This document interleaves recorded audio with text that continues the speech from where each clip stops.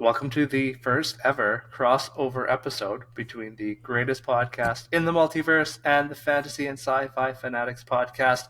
I've got Daniel Coolbaugh here. Welcome so much, Daniel. We are sharing the limelight today. It's going great, man. How are you doing? Oh, I feel great. I was glad that we talked the one day. I was like so jazzed that I had gotten off with Adrian and MJ.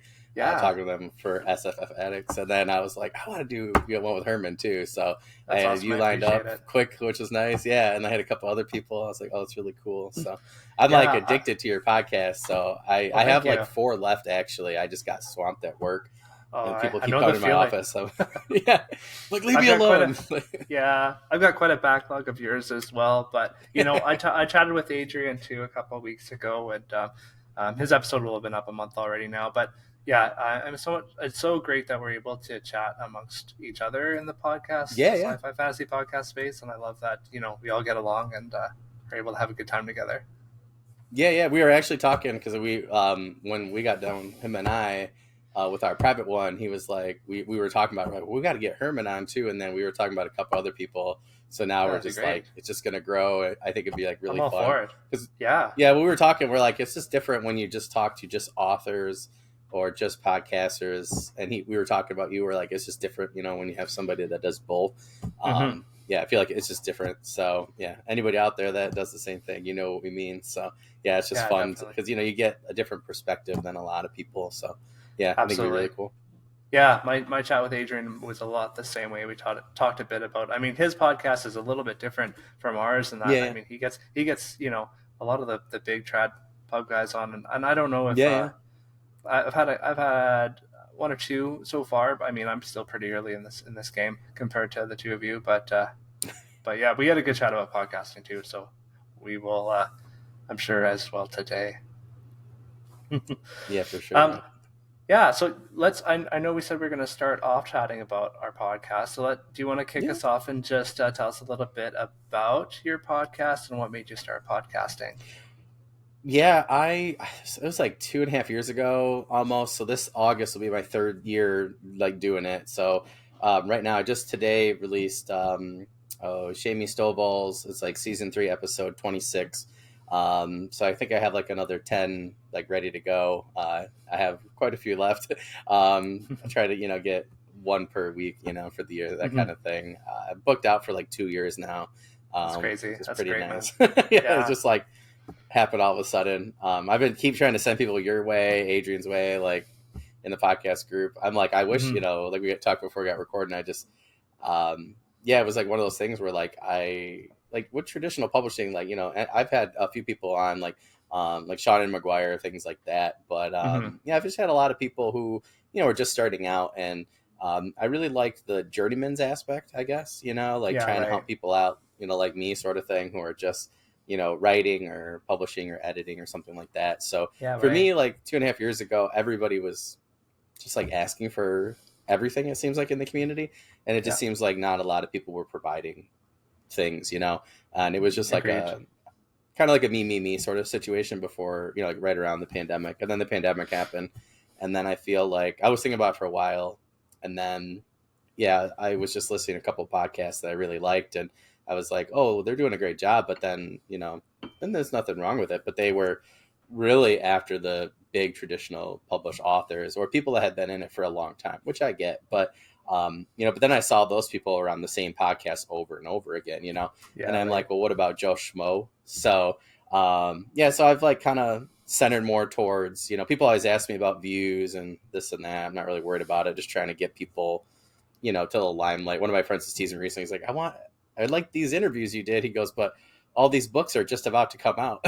And he's like, you're interviewing all these new authors. I'm like, yeah, well, they asked, and, trying to, just to get their stuff out there. Particularly because, now we have a viewership and stuff like that. So it's kind of nice, to help people out. Right. So, it's been nice, especially with the podcast group. We're at 1,100 people now. And I feel like so many people are just sharing things back and forth. We got a lot more podcasts, YouTubers, booktubers, book reviewers, stuff like that. So I had a lot of people I was like, if I can't get to you, I told them, I was like, Herman's in there. I was like, there's all these other, people. So I was like, just, put something in there, ask them. I was like, I can help you, but I just think it's cool to, have a community now, which has been really fun. So yeah. Yeah, right. Yeah, and the Facebook group. I mean, kudos to you for. I mean, it is quite an active group, and it's impressive that you've got that happening there. I think it's a good space. People seem willing to help each other out and share each other's work, Yeah. which is nice, Yep. right? Yeah, they've Yeah. done a really good job. Yeah. We've had people that have actually like gotten audio narrators together. People. Cool. Just had some different people like that actually got together and did their own podcasts or or specials or stuff on YouTube channels. Just like just cool stuff. We have a lot of authors that will they're just like workhorses. I call them. They'll continuously share anything that's like in the group, Hmm. which has just been really cool. So I feel like you always need those people. So it's been nice. I think we had like 350 posts within the last month, which I know February is a Wow. short month, but like compared to before where it was, I mean, the numbers have just like skyrocketed. We got almost like 750 new members in the last like year. So that's been really Wow. nice. Wow. And you're the only admin, right? Like, do you find do you have a Yeah, hard time I'd managing? like to be. I'd like to be the only admin. I have a couple people that are like, "Hey, did you Oh, see you this?" do? Okay. Yeah, the AI tool has been helpful, like Hmm. especially. And Facebook's done a much better job of like flagging stuff. Pretty much like anybody that like, there's a couple people where I'm like, if I've had to give them a warning or something, but I'll flag them and I'll have to okay their stuff every time. But a lot of people have been trying to spam like the book Yeah. promoters, but they're not real Oh, book promoters. yeah. So They've been bad lately. Yeah. I just been keeping it locked down. So no offense to anybody if you are like, or if you know somebody like one of mine, like Michael Evan, like I know him, so like Hmm. he's fine. But like there's a couple others, but if it's very clearly spam, I'll keep it out. I feel Yeah. like that's kind of, and then like there were a couple people that tried to put in some different things that just weren't related to the group or the Hmm. podcast. I'm like, I don't care what podcast you share as long as it's like fantasy, sci-fi, horror, book Yeah. On related, movie topic, game, right? something Yeah. like that.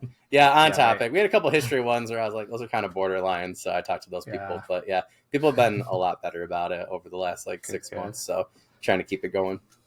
Yeah, I've noticed in all groups. I've noticed this uptick in. I don't know if it's a new way of scamming people, but it's like post your book title Yep. for promotion or something like that, Yep. and everyone like they're like, yeah, my book. I mean, people don't know, right? And then they just want a chance to share their work, which is great. But I mean, Yep. I don't know what the follow up to that question is, but it usually gets taken down pretty quick in most groups. Yeah. Yeah. So Yeah. Yeah. yeah, Yep. yeah, cool. Um, so are we going back and forth with the questions? You want me to answer that same one? Is that how we're doing this? Yeah. Yeah. Yeah. That'd be great. Yeah. I'm actually really curious Yeah. because I actually don't know. I've heard you talk a little bit on your podcast, but I don't know if we've Yeah. actually gotten your origin story yet, like, which is kind of Yeah, interesting. But I talked a little bit about it with Laura Johnson when I interviewed hmm. her last season. She was running the Read It with Whiskey podcast, and so it was last summer or last spring where she decided she wasn't doing it anymore. And at the time, I listened to her show and I listened to your show, and when she announced that she was stopping, I was like, that's really too bad because there aren't a lot of spaces for, like you were saying, indie authors to Yeah. come Yeah. and Yeah. promote their stuff if they're not well known. And I was like, yeah, I've thought about doing a podcast before, just off and on. And I thought, maybe that's something I could do. And I talked to my wife, and I was like, would I be crazy for adding something else to my plate? Because you know, I've got so much on the go already. And she's like, no, Yeah. I think that would be great. And she's like, you can call it the greatest podcast in the multiverse. I'm like, well, now I have to do it. And It's such a great name. it is. Well, and the reason why she said it is because, so I've been working, we'll talk a little bit about the books I'm working on later, but at that time, even I had started these cozy fantasy books that I'm working on. And the one I was working on at the time is called The Greatest Pub in the Multiverse. Oh, That's the that's title of the awesome. book. So it's so much fun. And I'm working on, it's about half done now. It'll be coming out later this year.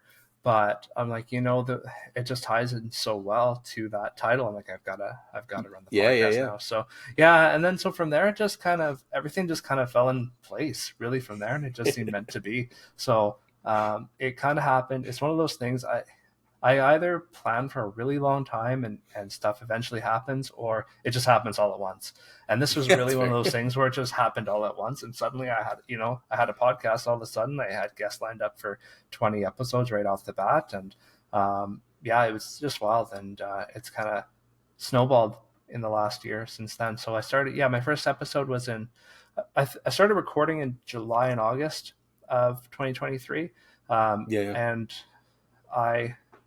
June and July. And then I think my first episode released in August. So it was, it happened so fast.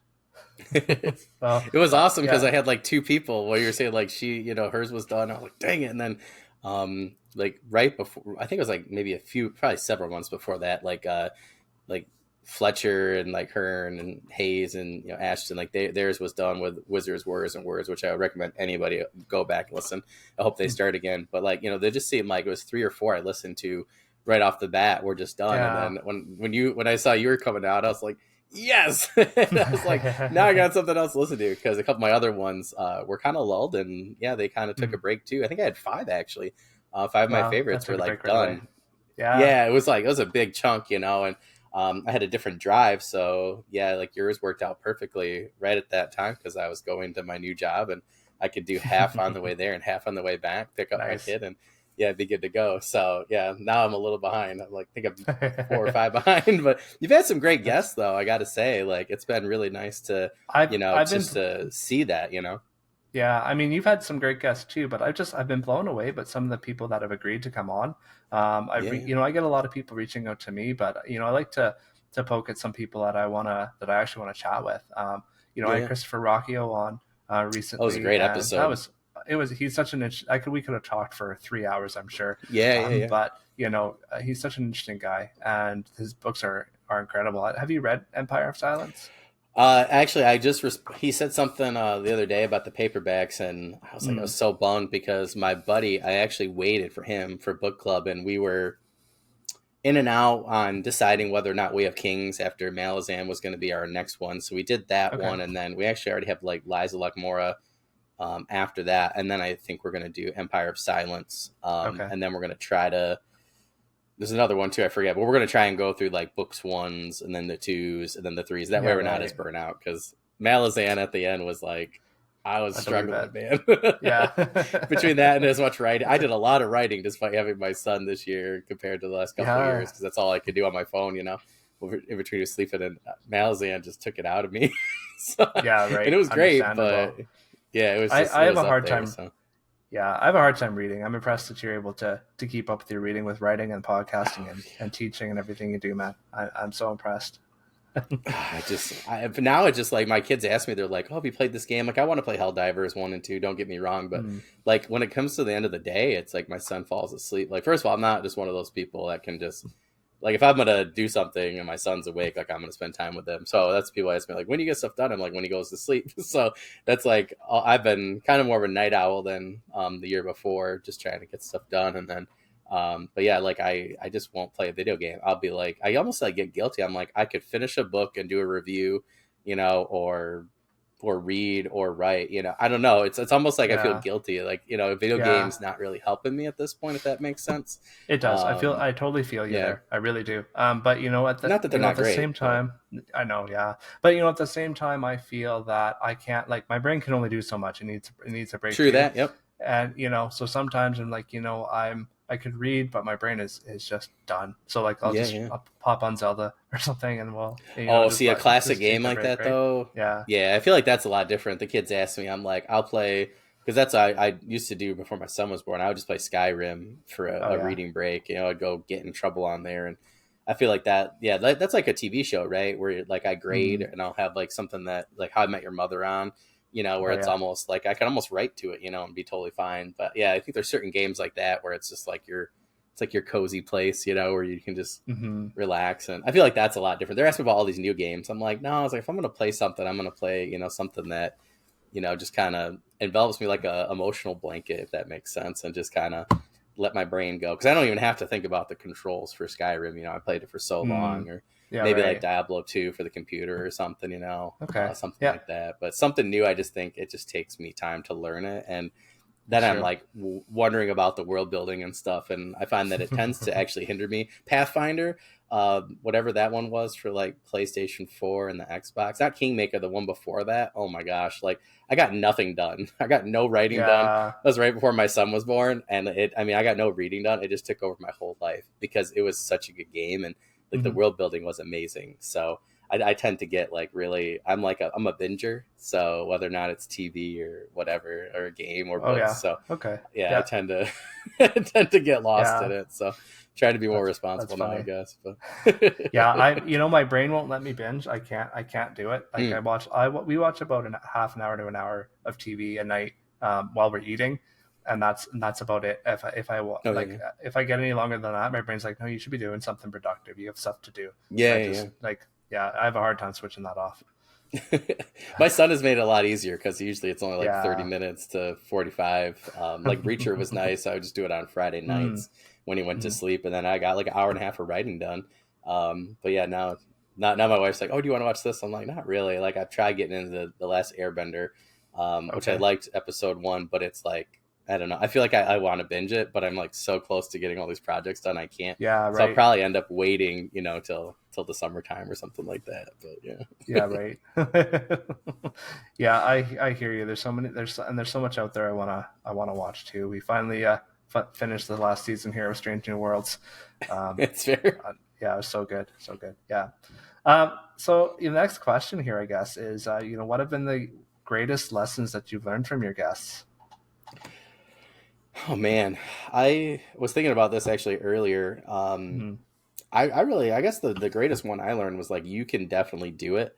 For me, like the last 2.5 years, like have just been nuts. Like I like within the last 6 years, I've had 3 jobs, 4 jobs, at different schools, just because of how the state did stuff, and then COVID, and I've last 5 years I've gotten 2 master's degrees. Oh wow. Because yeah, just like it wasn't exactly planned, but with how the certification and stuff went for the state, so I just feel like I got really deterred for a while. Like I've had a lot of books that are half done or 3/4 done. I just have to finish and then send it to the editor. So I just felt like I had a lot of stuff and I just needed something, just needed to be completed with a project. And the more I talked to people, I just felt like everybody's been in that same boat. But like, Mm-hmm. just to get to each person and kind of almost like siphon off their energy, Yeah. like I'd get really frustrated with something, and be like, well, so-and-so finished this or fixed this problem or whatever, and that the last like 6 months have not been great. I've had like an infected root canal, so it's taken Oh them no. forever to figure out Oh what it man. was. So I'm still waiting. Actually, by the time this is a release, I'm hoping I just got it done. Oh But yeah, man. it was just like kind of rough, and like the fact that I'm Mm-hmm. about to be done with this novella, and I just kept going, I just kept plowing forward, but that really was just like what people, were telling me, like if you want it bad enough, you're just going to get it done, and despite whatever hops up in your way. And I think that was really the greatest thing I've learned from people, and Mm-hmm. just seeing so many people that did it and just felt accomplished. Yeah, just like kept me going, and it's still keeping me going Yeah. because I still have like 10% left to edit tonight. So yeah, just getting done and just trying to get better, I think. And that doesn't matter who I talk to, whether it was Seanan McGuire or somebody like Book One. I mean, trying to get Shannon's like books on a TikTok, a couple pictures, or an Instagram, like Mm. to get them all, you'd have to do like 10 posts on Instagram, Yeah. Right. so Yeah. you know what I mean? And like that has been the Mm-hmm. same message the whole time, that people were basically like, if you want it bad enough, you're gonna write this story and get this book out there and find the readership. And I think Right. that is just like, it really just comes down to it. I think that's been the theme of my Mm-hmm. podcast, and it's just cool to see so many people that have done it, because you're like, oh, I can do that. Yeah. So yeah, just that Yeah. motivational piece I think was great. So Definitely. Yeah. Cool. how about And you? for me, I would say, I think the greatest lesson that I've learned doing the podcast is how open and willing authors are Mm, to talk and help it's a each good other. one. Yeah. When I started this, I didn't know that. I was like, well, are authors going to want to talk to me, or is anybody going to listen? Um, Yeah. Yeah. but even to have people like Adrian Gibson, who runs SFF Yep. Addicts, you reach out to me and want to come on the show, Yeah. and Yeah. we've gotten to chat, and just being people willing to share my posts, share the podcast, Yep. to chat with me about the show, and not me in particular, just realize, even specifically, just realizing how connected everyone is and willing to help each other has been Yeah. so cool to see. And it's a space that, for me, this is my technically will be my 4th year of publishing. Mm, Third really, because I published December 2020. I wish I had found the space earlier. I wish I had found, Yeah, realized, put myself out there a little bit more earlier, yeah, yeah, because you know I always thought authors are over there, they're doing their thing, they yeah, don't yeah, want to yeah. talk to me, right? But no, but everyone's, I mean, been so cool and so easy to chat with, and it's been great.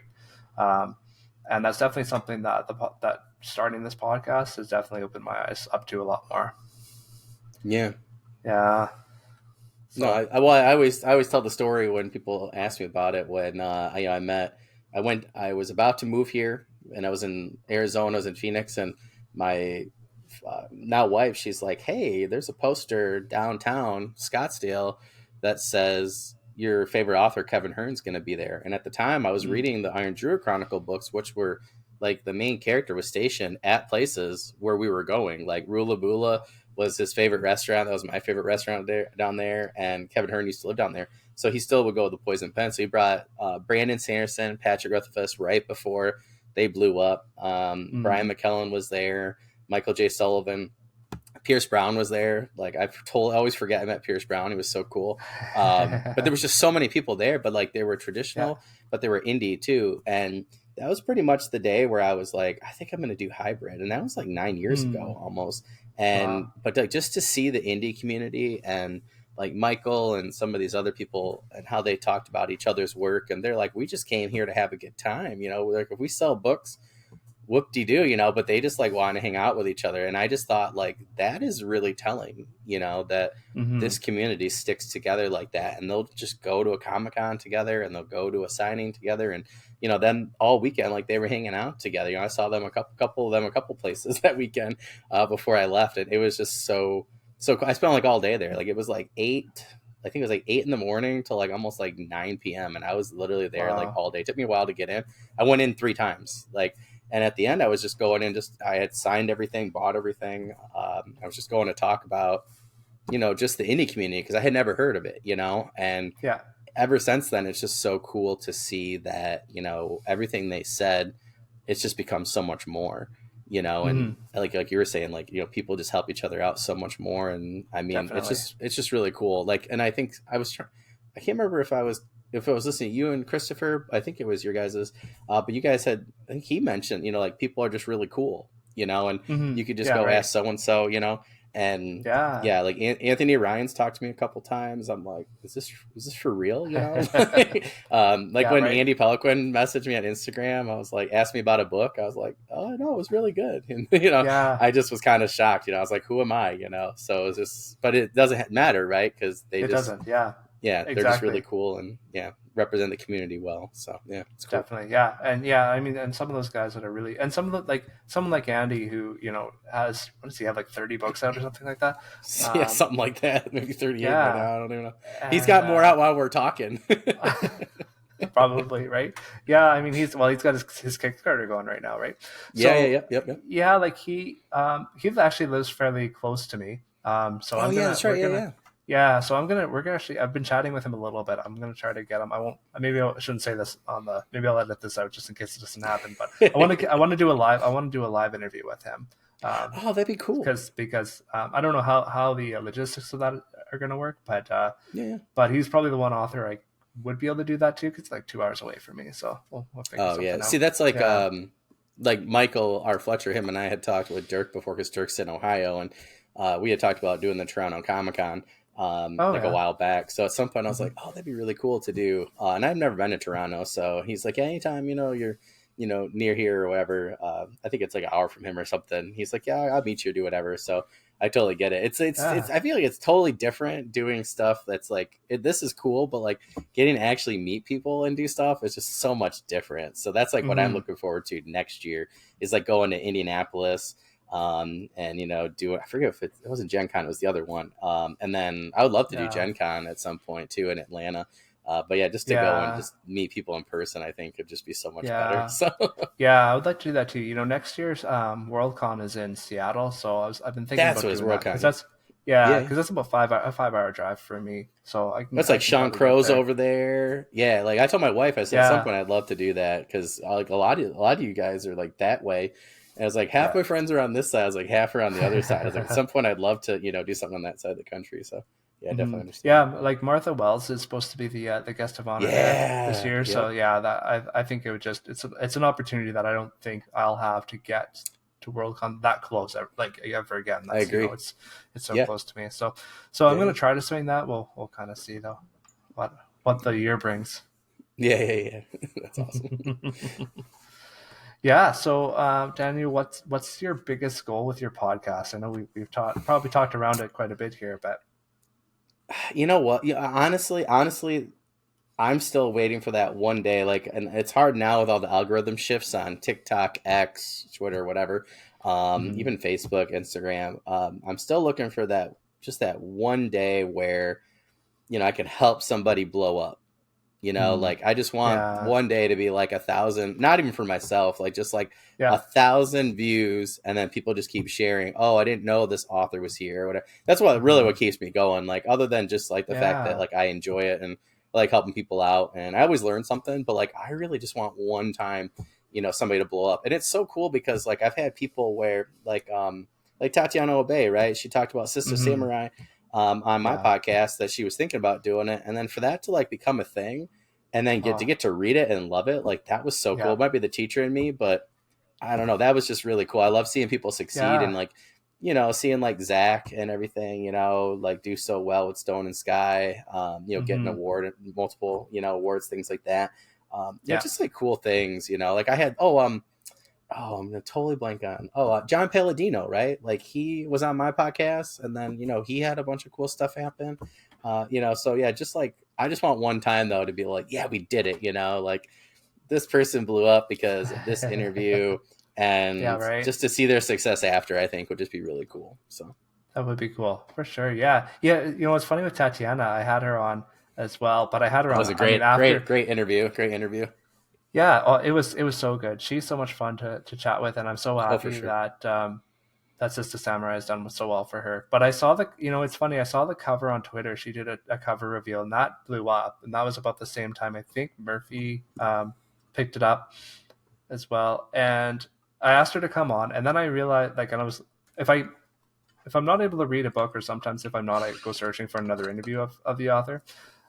So I found the interview that you did with her, which was around the same time that you had me on. So it was funny. I was like, how did I Yes. not Yeah. see this before? Yeah. So sometimes they slip through, Yep. but it was so cool to watch her interview with you and then chat with her about the book because yeah, you were chatting with her about what she was working on, and she was Yeah. just like so the energy from her about this book was so incredible. She was so excited about it. It just was, and it was such a good book too. She definitely deserved to Yeah. be that excited about. But yeah, it was so much fun being able to chat with her about that, and then seeing the success of that book kind of grow Yeah.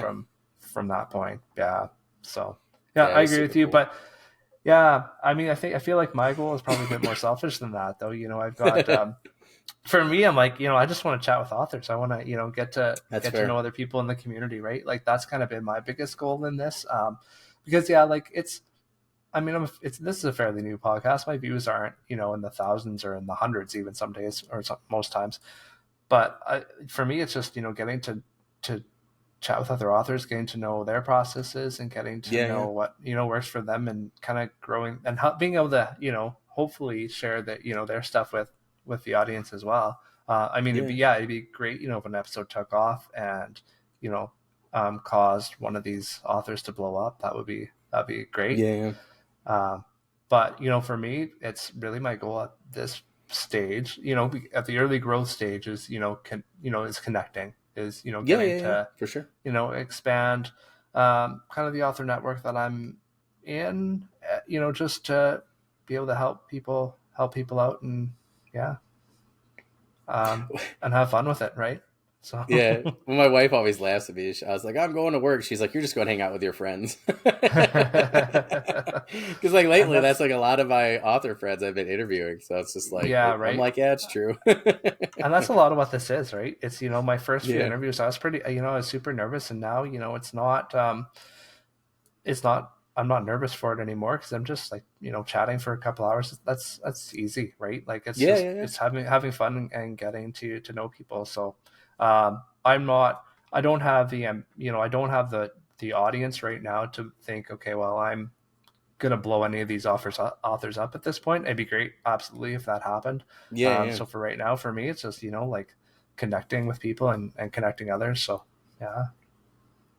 No, I totally agree. Yeah. It's hard because like I talk to people. I think they think I'm at like 10,000 subscribers or something. I'm like, no, we're at like still trying to get to 500. I'm like, once you hit, that's like with Facebook. Once we hit 1,000, that was why I pushed for it for so long. I mean, I was like sending individual invites to people. Like that's what I would do. My summer, I would write for like an hour, and then I would just sit on TikTok or Instagram for 30 minutes, and every author that would pop up, I would just send like an interview or a invite to for the podcast group. But like I knew once we hit 1,000, it was like we were going to be in the algorithm different, and I just keep shooting for that for YouTube too, because even if you hit 500, your algorithm hits different. Even if you don't have like the 3,000 watch hours or whatever for the advertisements and stuff. But it just hits different. So yeah, I don't know. I told people like I was shooting for like trying to get 3 seasons done in 2 years so I could just, get a lot of episodes out. But most things that I saw said like 3.5 to 4 years is really what it takes for any podcast to be successful. I think a lot of people don't realize that, and they're like, get burnt out or whatever, which I totally get. Now this is like my time to chill and be an adult, and not listen to Wiggles or Bluey or something. So it's kind of nice. But it's a lot different, I think, than people think it is. It really is. It's a grind. Definitely. And they think just because all these apps and things, it's like actually the algorithm's working against you, unless really you're paying, So that's like what Adrian and I were joking about. I was like, we're starting our own cabal, it's like, we'll just have you on and, vice versa, and just keep going from there. And eventually we'll just own the podcast empire and go from there. So, yeah, it's funny, like at first, the first, few episodes, I really, I did worry about views a lot. And then, at some, I was like, no one's watching this. Is this worthwhile with my time? And then I realized, what? I'm focusing on the wrong thing. Like it's not, that's not important, especially like you said, like, I was looking up some stuff and it was like, you're looking at 2 to 3 years for sure for a podcast to start finding an audience. And I'm like, okay, well, I can either worry about, views and listens for a few years, or I can, really look at why I'm doing this. And like I said, why I'm doing this is to connect with other authors, learn from them, and, hopefully help them out. But, if I can focus on that rather than views and, subscribes and whatnot until that point, then I'm happy with what I'm doing. So, the only thing that helps you in the long run is content anyways, like pumping out content, good content. I think of it like a teacher too. Like, I always find that the episodes where I'm having the most fun, that's the one that most people are drawn to. Which has been nice, especially this last season. I've just had like a freaking blast talking to people and just you've had some great guests this season. It's been really good. Yeah. I'm like really, really ready to get to season 4, though. I think people are going to be like really, really shocked. Like I don't have like, I wasn't going after Brandon or anybody, but like just like cool people, that I found that I thought had really cool personalities.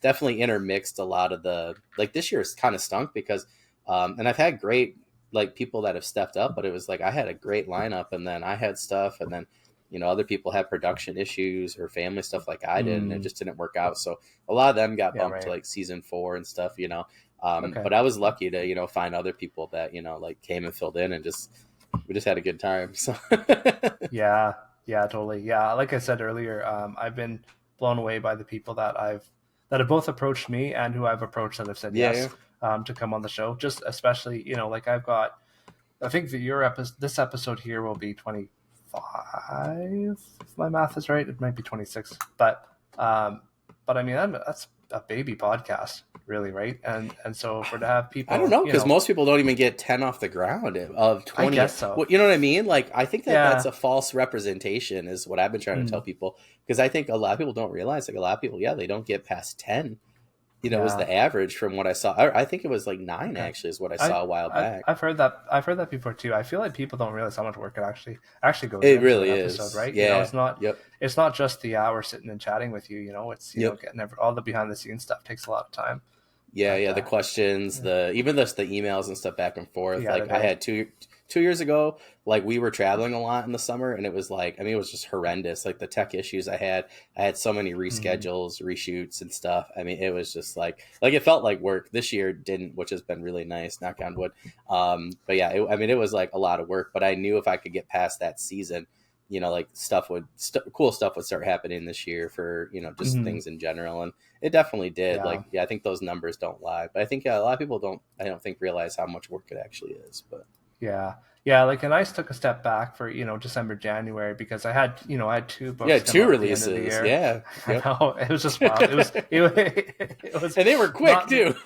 They were quick. So like with those 2, I'd written them both at the same time, and so I'm like, yeah, I'll just release them back to back. And oh man, that was a horrible decision, but it is what it is. But yeah, I had to take a step back because I'm like, I just can't do it all, and I was burnt out. Like I was so burnt out come November that I'm like, I had a few episodes recorded. I'm like, I'll put these out, but then I need to breathe.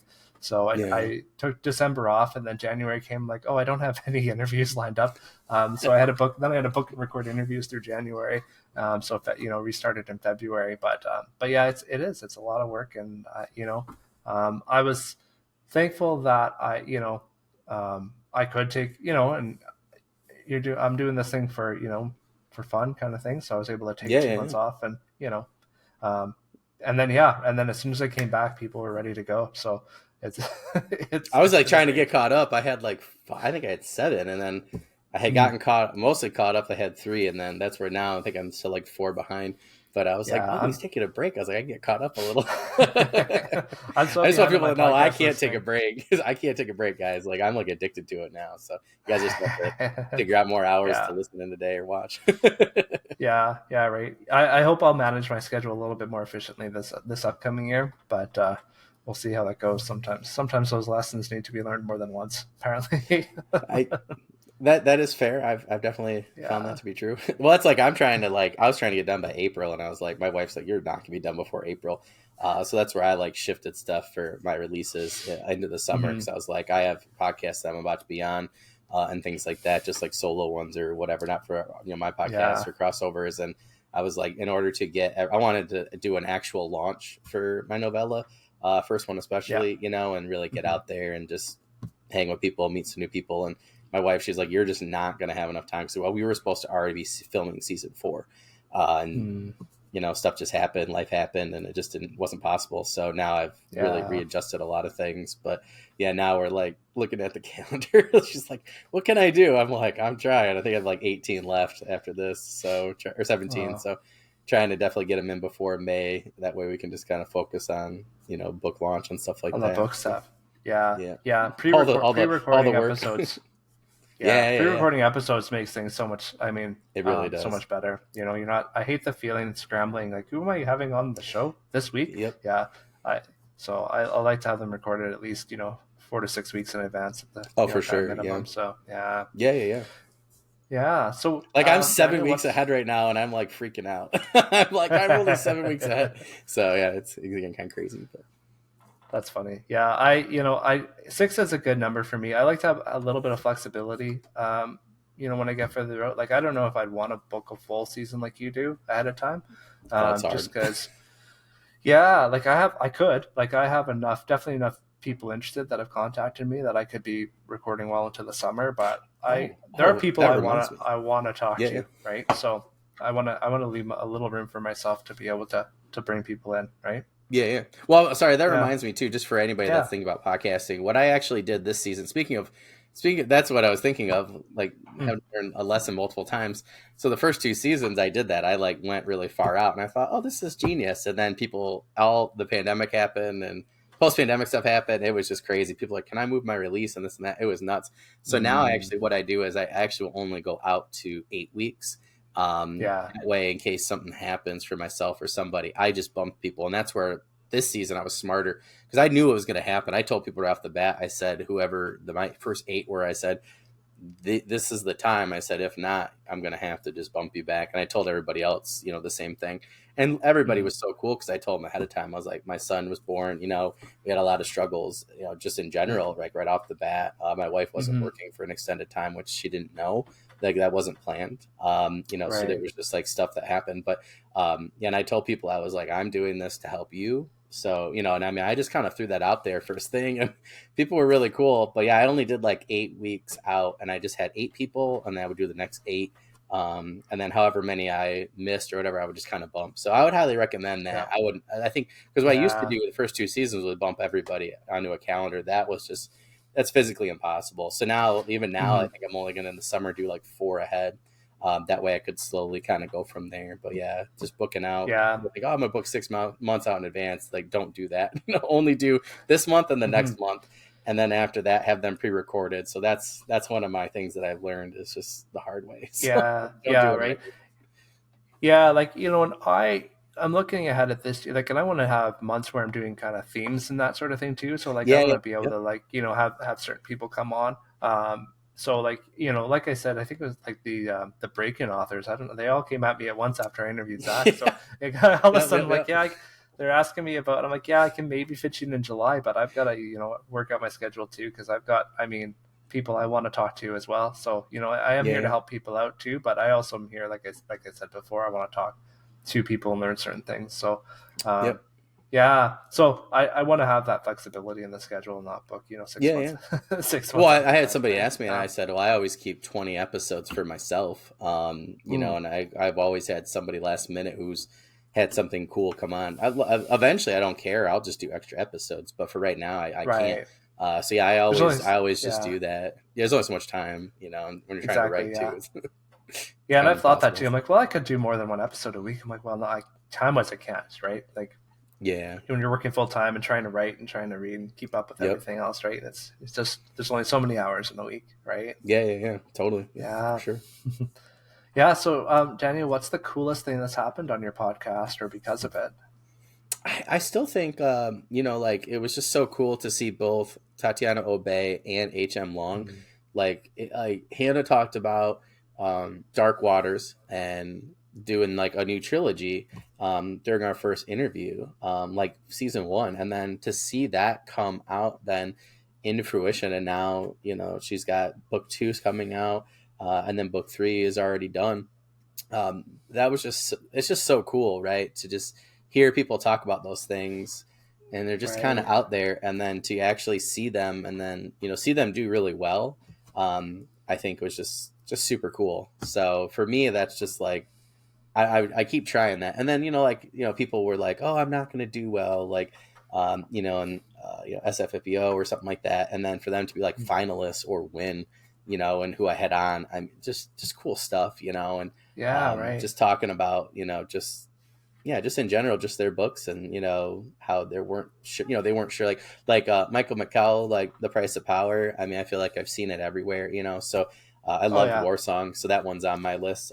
Price of Power, War Song was terrific novella, but it's just like to just to talk about War Song, and then to see how well that did, I think was just super cool. So just to see Hmm. people talk about their hopes and dreams, and then afterwards, to get to see those Yeah. goals met pretty quickly is like just super cool. So I don't know if I could Yeah. ever beat that. So Yeah, I agree. Getting to chat with people, and then seeing their work do well, but also getting to being able to ask them other questions and getting to hmm, know them on a different level has been really cool.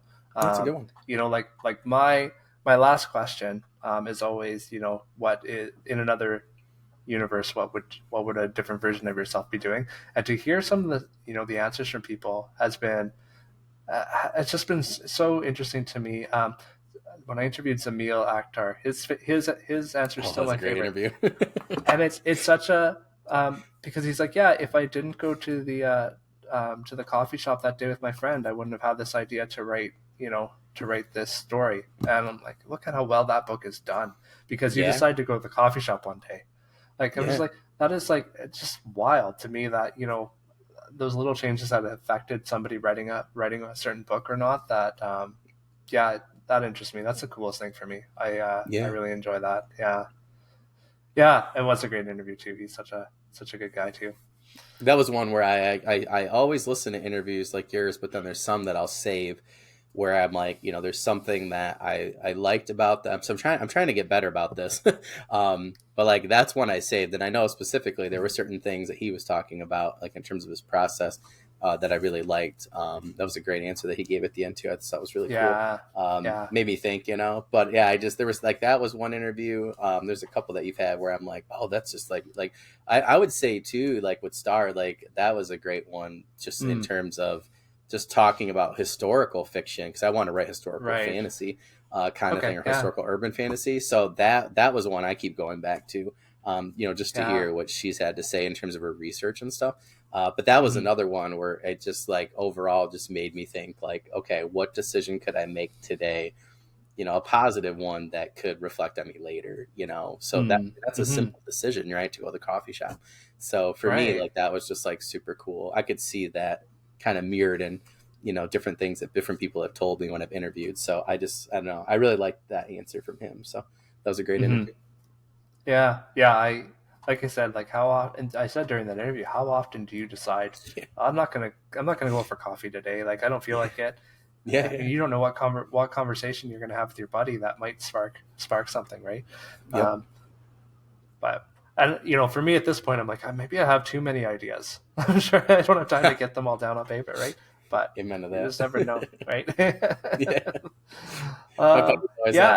He's always my idea guy. He's always saying something. So a couple times recently, I've been like, "Stop talking to me until I'm done with this novella," because I'm like, and we'll get to it in a minute. But it's funny that you mentioned it because I'll talk about it here in a sec. But it is kind of funny that.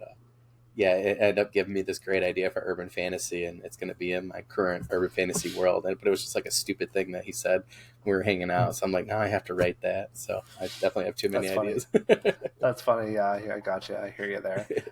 Before we start talking about our books, I wanted to know how is you've interviewed, like you said, 3 seasons now. You've talked to a lot of authors. How has those conversations influenced your writing or publishing decisions? Like just knowing the fact that I would say like patience is a big one, and like I'm purposely doing things this year just to get my name out there because I've had so many people, which has been great. Like don't get me wrong, I've had so many people be like, "Hey, I'm trying to buy your book. I'm trying to do this. I'm trying to do this," and I'm like, I'm rapid releasing. I kept having to bump stuff back, and but there's just been a bunch of authors I've had on the podcast. I'll interview someone like, "Hey, I really like that idea you had," and to know people whose books I adore and love and that have done well that then want to read my stuff keeps me motivated. Just based off of conversations and stuff we've had with them and just those interactions. So for me, like this week's been rough. And it's just like trying to get this novella done so that way I could be done and then, give it to some alpha readers who I have lined up, and then fix it. But, to really be like, hey, like I can do this, like people are interested, like knowing that people are already interested before they read just based off of your idea. Just, it allows me to finish, I guess. It just already keeps me motivated. Even if I don't sell a bunch, whatever, I know somebody's going to be interested and at least want to buy it and read it, depending on what they think is different. But that to me just like keeps me going at this point in this stage with the editing process. So yeah, very cool. Yeah, like what what in talking with other authors on this platform has done for me, patience is a big one. Really, I really suffer from wanting to get things out as soon as possible. Like I'm done, okay, get it out and on to the next thing. And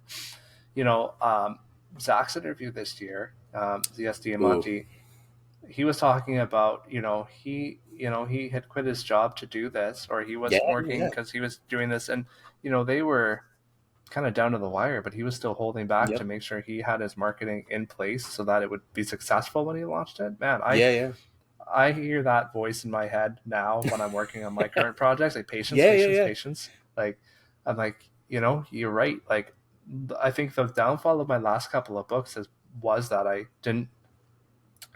should have, but there wasn't enough time for me to market because a lot of things went wrong in leading up to it. It was down to the wire when I pushed Resurgence out the door, and I didn't give it the marketing push that it deserved. I will yet, like book 4 is coming out, but I need to give myself that lead up time, and I need to be willing to hold back in order for the greater success of the book. I saw it with Yeah. Eclipse, so I know it works. Like Eclipse Yeah. did quite well on release. And I think part of my thinking when I released Chimera and Resurgence was that the success of Eclipse would carry through, but it doesn't work like that. People Yeah. have 100 books on their TBR pile. So Yep. if they don't have that visibility, and Zach realized this on his first book, like it amazes me that these guys are coming out with their first books and realize this already. I really wish I had realized this, when I put out my first book. But so yeah, he spent that 8-9 months marketing, even But though he the was book all was over the done. place. Yep. Yeah, yeah. And Adrian too. Adrian, figured this out. Oh my God, And his calendar is amazing. Like, I don't know if you've it's seen it. unreal. Like, Yeah, yeah, that's it where is unreal. I told my wife, I was like, I'm bumping back. I was like, because he said something to me privately, which I do want to share with people, because we were just talking, and I was like, I just don't think I'm ready. He goes, well, you have the ability to decide that, and I'm like, that's totally true, And I thought, he goes, well, why don't you just say, and him and like David from FanFi Addict, before my blog post went up, he said the same thing. He goes, well, why don't you just say like late summer? He goes, you'll be done by late summer, right? I said, no matter what, I'll be done with all 3 by late summer. And he's like, well, just that advice alone, with just patience, and just setting those things up, I think. And because my wife was like, well, do you want to do then like August and then like September, October? I said, no, because like I said, you still need time in between. I said, people have to find you, read you, review you. So it's kind of nice to go, even if you go August, she's like, you could then do 2 months in between or 3 months. And she goes, then you'll be into next year, which is fine. She's like, because then you'll have the next 2, the first book in that series out, because these are like prequels, but then she's like, you'll have your other thing out too. And she goes, isn't that the same thing you want to do? I'm like, that's true. So I just thankful that Adrian just said that to me. So yeah, I agree. Yeah, definitely. Yeah, and this, so with my, my upcoming books too, like I'm running a Kickstarter. In my head, I was going to do it, March. It was going to be 2 books. It was going to be, and I'm like, well, why am I doing this? Like, I need to promote this Kickstarter so that it does what I want it to do. So I pushed it back. Like I'm doing it. I still haven't set a firm date on it. I'm hoping for May. But it's going to be 1 book. It's going to be, but I have the page is live. Not live. The page is up for people can follow the campaign now, right? But I don't. I'm planning to launch it in May, but I don't have to. I'm going to launch it when I feel like it's ready to go. But and then I'm going to have a multi-tiered kind of release for the book itself.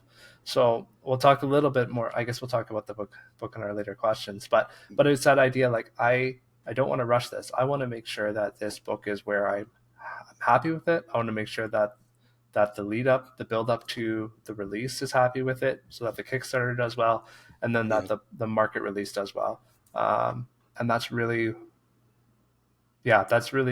how kind of those conversations with both Adrian and with Zach specifically really have influenced kind of how this year is going to look for me. Because at the beginning of the year, I'm like, I'm going to release these 2 cozy books. I'm going to release books 4 and 5 of Fractured Orbit, and I've got another book I'm working on. I'm like, breathe. I'm going to work on these books. Like I hope to have all 4 of those books written by the end of the year still.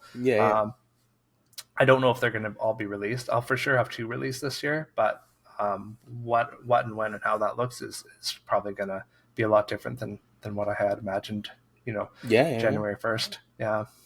Totally. Daniel, I want to talk about your books. We've been talking all around them.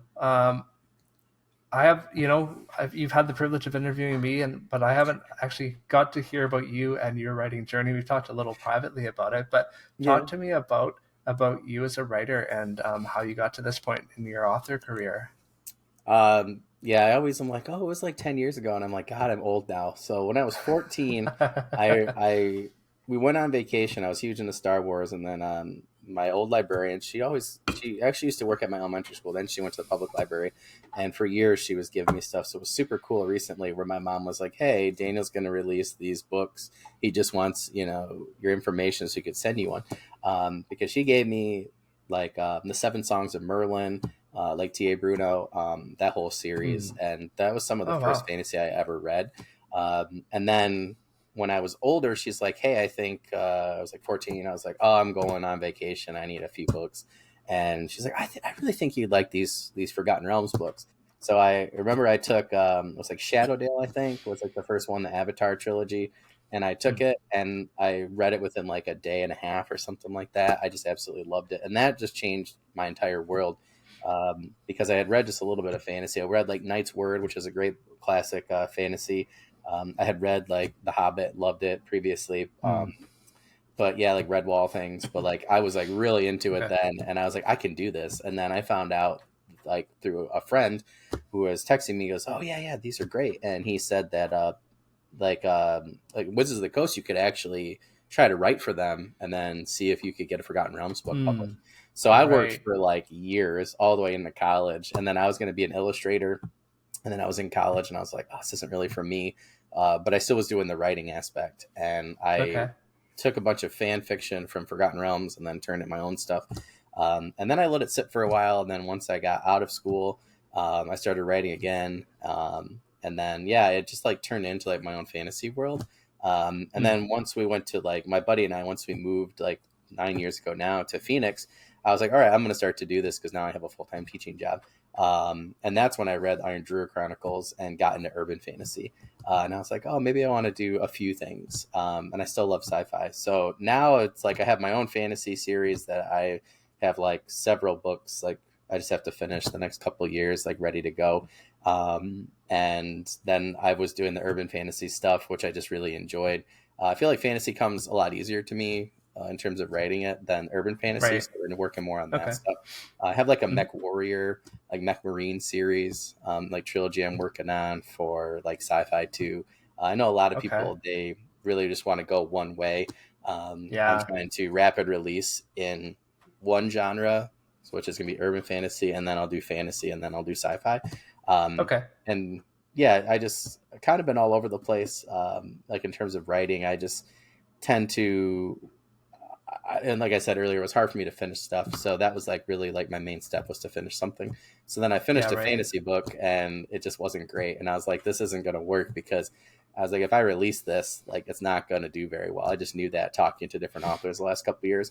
And it's been the hardest thing is to be patient and just let the ideas flow. And eventually it's going to be like my thing. But it's the first, it's called The Thief's Ambition. It's a heist novel. Set my own fantasy world in one city, and it's these two best friends just get into trouble, and like mayhem ensues and changes the world essentially and the continent they're on. But yeah, it's just not ready yet. So I was like, well, what am I going to do? And that's where I started doing novellas and short stories, and then all my short stories turned into novellas.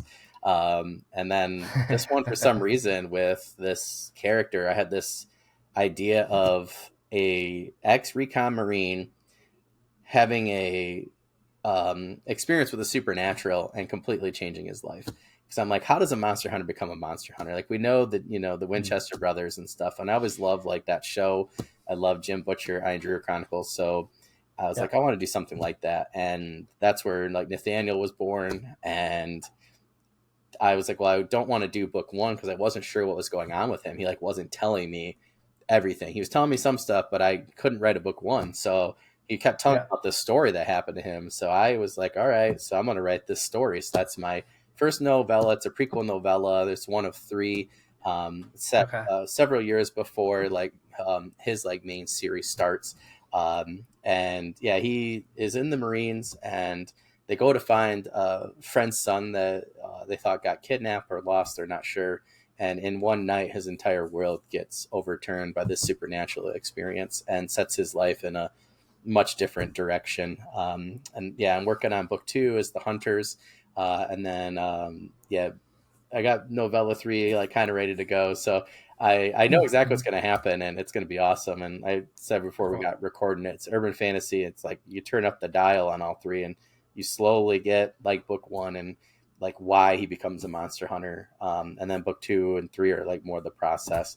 But I took a lot of different elements from people that I really enjoyed and tried to add something kind of unique into urban fantasy. And that's pretty much what I've been working on and over the last like year and a half, like really hard. So Yeah, and so the plan is to release all three at rapid released. That's Yeah, like coming. at least Yeah. 2 to 3 months. Yeah, so like definitely by August. I want to make sure that alpha and beta readers, because like I was saying before we got recording, I'll tell the audience like you're not going to get like full on Monster Hunter Nathaniel in the first novella, and it Hmm. is all three. It's like his journey. So the first one's really at the bottom. The second one really is that like leading to rise in action, and then that third one, like if you can get through one, and I'm trying to make that one just like a good story in general, just so people enjoy it and want to keep going. But yeah, he doesn't get his powers or anything till later. So it's really like that whole like beginning arc. And then I left a couple of years in between that so that if people like the novellas, I can do more. And, leading up to, yeah, like the actual first book in the series. So yeah, he's been really Yeah. fun to Okay. write though. Yeah, I bet. How many? So you have a few. It sounds like you have a few other series on the go. This Yes. series was just kind of the first one that kind of stuck enough that you're like, yeah, this is the series that I think Yep. is ready to be released. Yeah. Yeah, and like we Yeah. talked a little bit earlier too, like finances definitely had a huge part to play. So it's easier for me to Hmm. get three novellas out. Corey Ratliff did my covers, like just amazing. I cannot wait till you guys see like all three like side by side. They're just amazing. And then I want to do a Kickstarter. I want to do an anthology where they're all together with like a Nice. different painted color cover. Yeah, that's a great idea. And yeah, like Yeah. just different stuff. And I've been wanting to do that for a long time. And then kind of help me out, with like the next book and stuff. But yeah, the world has become so much bigger. I had other plans, but now, yeah, like these other characters want to be in the same universe. So, Okay. yeah, I'm kind of going from there. So I have the three novellas for him, and then I'll have his book one, early 2025, and then I have